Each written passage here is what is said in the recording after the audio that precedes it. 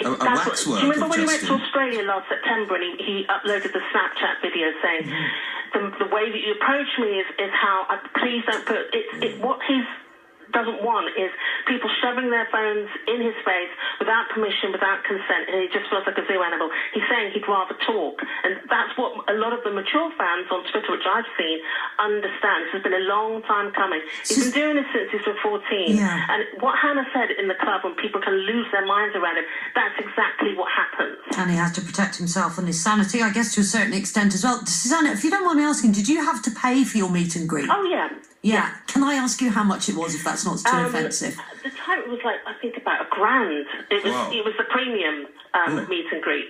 Wow. And, you know, money well spent for you and the girls. How do you feel about it?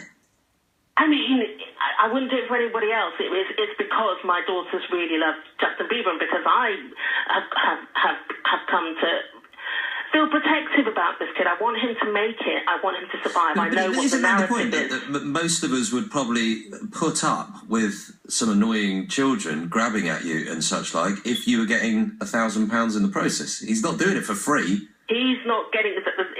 There's a lot of people that on Justin Bieber's payroll. Yeah, but he's getting some of it. He's getting a good chunk of it. He is. He is. You know, it's...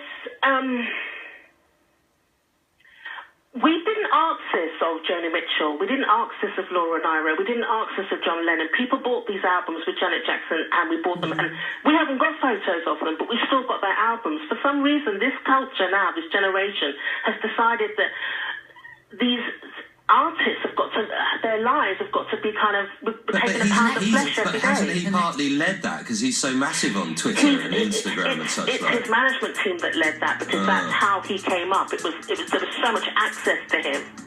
It's really toys out the and say he's not going to sign any more autographs. It just shows that he hasn't matured at all, and he's being childish again, like we've seen over the last few years. Oh, Suzanne, he's been childish. I think he's actually trying to set some boundaries. He's actually being mature. It's not being immature to say, I